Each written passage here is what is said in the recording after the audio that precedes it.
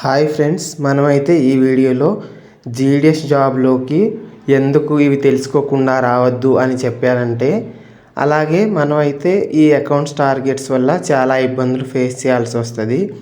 మళ్ళీ ఇవి వీళ్ళకి మాత్రమే సెట్ అవుతుంది. అవన్నీ కూడా మనం ఈ వీడియోలో ఇన్ డీప్గా డిస్కస్ చేసుకుందాం. అయితే దానికంటే ముందు మీలో చాలామంది అయితే మన ఛానల్లో వీడియోస్ చూస్తున్నారు, ఇన్ఫర్మేషన్ తెలుసుకుంటున్నారు, కానీ ఎవరు కూడా లైక్ చేయట్లేదు, అలాగే కామెంట్ కూడా చేయట్లేదు, సబ్స్క్రైబ్ అసలే చేయట్లేదు. సో మీరు చేసే ఈ సపోర్ట్ అనేది నాకు కూడా మోటివేషన్గా ఉంటుంది ఫ్యూచర్లో ఫర్దర్గా వీడియోస్ చేయడానికి. సో ఇప్పటివరకు ఎవరైనా మన ఛానల్ని కనుక సబ్స్క్రైబ్ చేసుకోకపోతే తప్పకుండా సబ్స్క్రైబ్ చేసుకోండి. అయితే జీడిఎస్ జాబ్ అనేది మనకు ఫుల్ టైం అనేది ఉండదన్నమాట. అంటే మార్నింగ్ 10 నుంచి ఈవినింగ్ 4:35 వరకు, అంటే నార్మల్ గవర్నమెంట్ ఆఫీసెస్ లాగా జీడిఎస్కి వర్కింగ్ టైం అనేది ఉండదు. 4 నుంచి 5 అవర్స్, అంటే ఒక రోజుకి 4 గంటల నుంచి 5 గంటల వరకు మాత్రమే జీడిఎస్ వాళ్ళకి వర్కింగ్ అవర్స్ అనేవి ఉండడం జరుగుతుంది. అదే రీజన్ ఈ శాలరీస్ కూడా తక్కువ. సో ఎవరు ఇందులోకి రావచ్చు అంటే, మేము ఇలాగా పార్ట్ టైంగా వర్క్ చేసుకుంటూ మేము ఫర్దర్ ఫ్యూచర్లో వేరే జాబ్స్కి, వేరే డిపార్ట్మెంట్స్కి ప్రిపరేషన్ అవుదాము అనుకునే వాళ్ళకి సెట్ అవుతుంది. దాంతోపాటుగా నేను వేరే స్టడీస్ చేసుకుంటూ, అంటే డిగ్రీస్ కానీ వేరే పీజీస్ కానీ డిస్టెన్స్లో నేను చదువుకుంటూ నాకు ఫినాన్షియల్గా సపోర్ట్ కావాలి, నేను ఎవరి మీద డిపెండ్ అవ్వను అని అనుకునే వాళ్ళైతే ఈ జాబ్కి సెట్ అవుతారు. అంటే వాళ్ళకి మనీ పరంగా కూడా కొంచెం సపోర్ట్ ఉంటుంది. దాంతోపాటు మనకి టైం అనేది కూడా చాలా టైం ఉండడం జరుగుతుంది. మనకి ఇప్పుడు డే మొత్తంలో ఓన్లీ 5 అవర్స్ లేదంటే మ్యాక్సిమం 6 అవర్సే వర్క్ ఉంటుంది. కాబట్టి మిగతా టైం అంతా మనం వేరే డిపార్ట్మెంట్స్కి కానీ లేదంటే ఫర్దర్ ఎడ్యుకేషన్కి కానీ ఈ టైంని, ఈ అమౌంట్ని అనేది యూస్ చేసుకోవచ్చు. కాకపోతే ఇందులోనే నేను ఫ్యూచర్ సెటిల్ అయిపోవాలి అని అనుకునే వాళ్ళైతే ఈ జాబ్లోకి అసలు రాకుండా ఉండడమే బెటర్. ఎందుకంటే ఇక్కడ వచ్చే శాలరీస్తో, ఇక్కడ ఉండే కొంచెం ప్రెజర్తో మనకనేది అసలు సరిపోదు. ప్రెజర్ తర్వాత సంగతి పక్కన పెట్టినా కానీ మనకి ఇక్కడ వచ్చే శాలరీస్ వల్ల మన ఫ్యూచర్ అనేది సెటిల్ అవ్వడం కష్టం. కాబట్టి వేరే ప్లాన్స్ ఏమైనా ఉన్నాయి, దానికి సపోర్ట్గా నాకు కావాలి అనుకున్నట్లయితే ఈ జాబ్కి రావడం అనేది చాలా ఉత్తమం.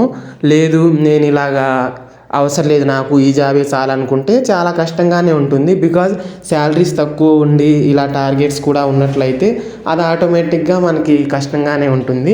కాబట్టి ఇలా ఫ్యూచర్ కోసం ప్లాన్ చేసుకునే వాళ్ళు, పార్ట్ టైంగా జాబ్ చేసుకోవాలి అనుకునే వాళ్ళు, గవర్నమెంట్ ఫీల్డ్లో జాబ్ చేయాలనుకుంటే ఈ జాబ్ అనేది వాళ్ళకనేది సెట్ అయ్యిద్ది, చాలా బెటర్ అనే చెప్పుకోవచ్చు. అంటే ఈ ఫ్యూచర్ గోల్స్, ఫ్యూచర్ ప్లాన్స్ ఉన్న వాళ్ళకి ఇది సెట్ అయ్యిద్ది. ఇందులోనే సెటిల్ అవ్వాలి అనుకున్నట్లయితే మనం 3 ఇయర్స్ దాకా ఎలాగోలా ఈ 3 ఇయర్స్ కంప్లీట్ చేయాల్సిందే. బికాజ్ డిపార్ట్మెంట్లో మనకు ప్రమోషన్ వస్తుంది కాబట్టి. బయట ఉన్న వాళ్ళతో పోలిస్తే డిపార్ట్మెంట్లో కాంపిటీషన్ అనేది కొంచెం తక్కువే ఉంటుంది. సో ఈ పరంగా చూసుకుంటా నేను, నాకు పర్లేదు అనుకున్నట్లయితే ఇందులోకి జాయిన్ అయిపోండి. లేదు నాకు ప్రమోషన్ రాకపోయినా పర్వాలేదు, నేను స్టడీస్ లేకపోయినా పర్వాలేదు, జస్ట్ ఈ జీడిఎస్తోనే నేను ఫ్యూచర్ మొత్తం నడుపుతానంటే అదైతే ఇంపాసిబుల్ థింగ్ అన్నమాట. కాబట్టి మనం ఈ ప్లాన్స్, అంటే ఫర్దర్ ఎడ్యుకేషన్ కానీ లేదంటే వేరే డిపార్ట్మెంట్స్లో జాబ్కి ప్రిపరేషన్ కానీ అది కూడా కుదరకపోతే 3 ఇయర్స్ ఆగిన తర్వాత ఈ డిపార్ట్మెంట్లోనే ప్రమోషన్స్ తెచ్చుకొని సెటిల్ అవ్వడం కానీ, ఈ ఆలోచనలు ఉన్న వాళ్ళకైతే ఇది సెట్ అవుతుంది. అలాగే అకౌంట్స్ టార్గెట్స్ అంటే మనకి ఇప్పుడు పోస్టల్ ఆఫీస్లో చాలా అకౌంట్స్ ఉంటాయి. మనకు సుకన్య అకౌంట్ అని, లేదంటే ఇన్సూరెన్స్లని, పిఎల్ఐ, ఆర్పిఎల్ఐ అని, ఆర్డి అకౌంట్స్ అని, ఇలా చాలా అకౌంట్స్ ఉంటాయి. అవైతే బీపీఎం, ఏబిపిఎం వీళ్ళిద్దరు కలిసి ఆ టార్గెట్స్ ఇయర్కి ఇన్నని ఉంటాయి అన్నమాట. అవన్నీ వీళ్ళు కంప్లీట్ చేయడం జరుగుతుంది.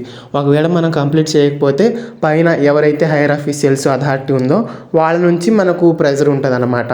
ప్రెజర్ అంటే ఇప్పుడు ప్రైవేట్ ఫీల్డ్లో లాగా రావడం అలాగా చాలా మరీ ఎక్కువగా ఏముండదు. కాకపోతే వాళ్ళు కాల్స్ చేస్తారు మన ఆఫీస్కి వచ్చి కూడా, టార్గెట్స్ ఎందుకు కంప్లీట్ చేయలేదు అని మనకి ఒక మెంటల్ ప్రెజర్ అనేది ఖచ్చితంగా ఉండడం జరుగుతుంది. అంటే పోయిన గతంతో పోలిస్తే ఇప్పుడైతే ఈ టార్గెట్స్ కూడా చాలా ఎక్కువ ఉన్నాయి. అంటే ఒకప్పుడు ఫర్ ఎగ్జాంపుల్కి 10 అకౌంట్లు తీయాలి అని ఉన్నట్లయితే ఇప్పుడైతే ఆ 10 కాస్త 50 వచ్చేసాయి. అంటే కౌంట్ ఎగ్జాక్ట్ ఇది కాదు, నేను ఎగ్జాంపుల్ కోసం చెప్తున్నాను. సో ఈ టార్గెట్స్ అనేవి మనం కంప్లీట్ చేయాల్సి ఉంటుంది. ఈ కంప్లీట్ చేసే ప్రాసెస్లో ఏంటంటే కొన్నిసార్లు ఆర్గానిక్గా అంటే న్యాచురల్గా నార్మల్గా కొన్ని ఫిల్ అవ్వవు. అలాంటప్పుడు మనం ఏం చేయాల్సి వస్తుందంటే మన శాలరీలోంచి మన సొంత అమౌంట్ తీసుకుని మన నేమ్ మీదే అకౌంట్స్ తీసుకోవాల్సిన సిచ్యువేషన్స్ కూడా ఉంటాయి. ఇవన్నీ మాకు పర్లేదు, మేము ఇవన్నీ చేసుకోగలం, మాకు ఫ్యూచర్ ప్లాన్స్ ఉన్నాయి, జీడిఎస్తో పాటు మేము వేరే దానికి ప్రిపేర్ అవుతాం, లేదంటే ఇవన్నీ ఫెయిల్ అయిపోయినా కానీ 3 years తర్వాత మేము డిపార్ట్మెంట్లో ఉన్న కాంపిటీషన్కి మేము పోటీ పడి మేము జాబ్ తెచ్చుకుంటాం అనుకునే వాళ్ళైతే ఇందులోకి రావచ్చు. ఓన్లీ ఇదే బేస్ చేసుకొని ఉండాలి అనుకున్న వాళ్ళకైతే ఇది చాలా కష్టం. కానీ టార్గెట్స్ అయితే గతంతో పోలిస్తే ఇప్పుడు చాలా ఎక్కువ ఉన్నాయి. ఈ టార్గెట్స్ అలా ఉంటాయన్నమాట. కాబట్టి ఇది దీంట్లో ఉండే మైనస్లు ప్లస్లు అన్నీ కూడా మీకు అర్థమయ్యాయని అనుకుంటున్నాను. ప్లస్లు ఏంటంటే మనం ఫ్యూచర్కి వేరే డిపార్ట్మెంట్స్కి ప్రిపేర్ అవ్వచ్చు, మన ఎడ్యుకేషన్ కూడా కంటిన్యూ చేయొచ్చు. అలాగే అవి కుదరకపోతే మనం 3 years ఆగిన తర్వాత ఈ డిపార్ట్మెంట్లోనే ఎంటీఎస్కి జాబ్ తెచ్చుకొని ఇందులో సెటిల్ అయిపోవచ్చు. ఇవైతే ప్లస్ అన్నమాట. మైనస్లు ఏంటంటే ఇందులో శాలరీ తక్కువ, అదేవిధంగా మనకైతే టార్గెట్స్ ఉంటాయి. దాంతోపాటుగా మనకి ప్రమోషన్ అనేది 1-2 yearsలో ఉండదు, 3 years మనం ఖచ్చితంగా చేయాల్సిందే. ఇవైతే దీంట్లో మైనస్లు.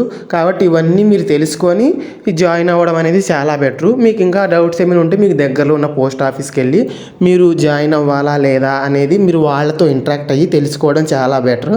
లేదనుకున్నట్లయితే మీరు నాకు కామెంట్ చేయండి, నేను మీకు తప్పకుండా క్లారిఫై అనేది ఇస్తాను. సో ఈ వీడియో మీకు హెల్ప్ఫుల్గానే ఉంది అని అనుకుంటున్నాను. మీకు కనుక ఈ వీడియో నచ్చినట్లయితే ప్లీజ్ లైక్ చేయండి, షేర్ చేయండి, సబ్స్క్రైబ్ చేయండి. ఇలాంటి మంచి ఇన్ఫర్మేషన్ కోసం మన ఛానల్ని అయితే బెల్ ఐకాన్ మీరు క్లిక్ చేసినట్లయితే నెక్స్ట్ వీడియో చేసినప్పుడు మీకైతే నోటిఫికేషన్ వస్తుంది. సో ఇదన్నమాట, వీళ్ళకి మాత్రమే సెట్ అయ్యిద్ది. అదేవిధంగా ఇవి తెలుసుకునే మీరు జాబ్లోకి రండి. అకౌంట్స్ టార్గెట్స్ అనేవి ఇలా ఉంటాయి. కానీ మీరు అనుకున్నంత సింపుల్గా అయితే టార్గెట్స్ ఉండవు, కొంచెం హై లెవెల్ ప్రెజరే ఉంటుంది. కాబట్టి ఇవన్నీ మీరు కన్సిడర్ చేసుకొని ఇవన్నీ నేను చేయగలను అని అనుకున్నట్లయితేనే ఇందులోకి జాయిన్ అవ్వండి. ఇదైతే నేను బ్రీఫ్గా ఇస్తున్న ఇన్ఫర్మేషను. ఇంకా చాలా మనకు ఉంటాయి ఆ అకౌంట్స్ ఈ అకౌంట్స్ అని. సో మీకు నెక్స్ట్ ఏ వీడియో కావాలనేది కూడా మీరు కామెంట్ చేయండి. ఉంటాను. బాయ్.